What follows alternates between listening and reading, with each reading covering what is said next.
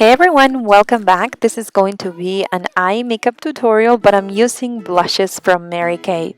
Now, I love the Mary Kay eyeshadows, but they don't have a huge variety of colors, and especially for summer, I think that the blush colors that they have, it's amazing. So I'm going to share with you one of my favorite combinations. So I started with this, which is the darkest blush that I have in this palette, and this is the color Golden Copper. I am going to start into the outer corner and then slowly adding it into the crease.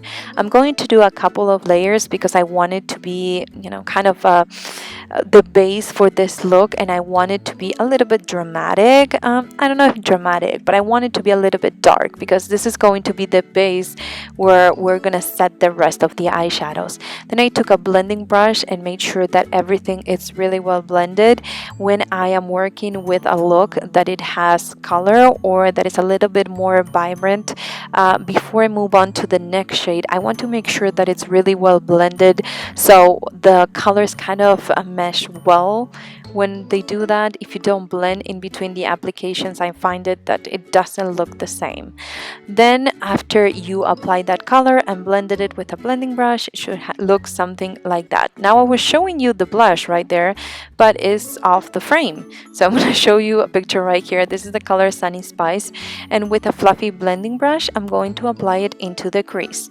This is going to define the crease, create a little bit more depth, and then on top of that, it's just going to give a little bit more balance because the other color was kind of a too gold to be by itself.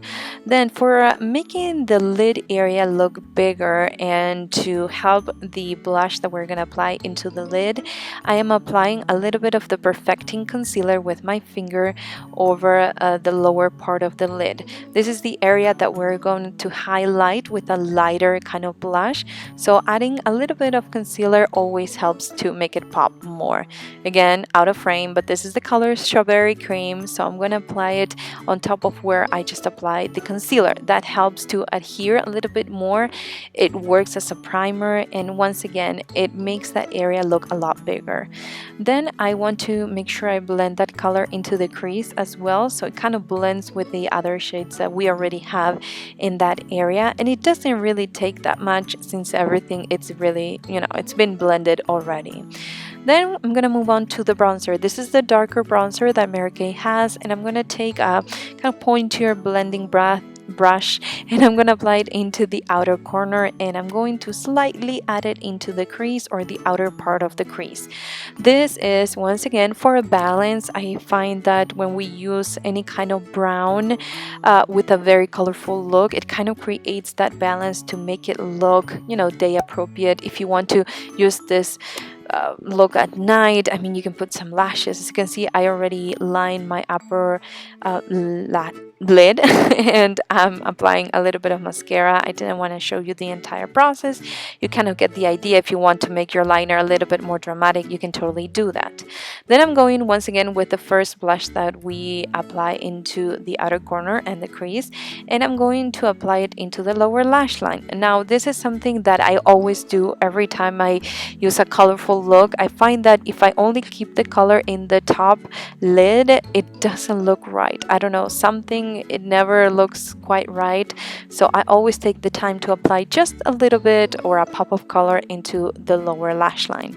Then I'm applying a black liner. I had this one close to me. You can use the Mary Kay one if you want to, but that's basically it for the eyes.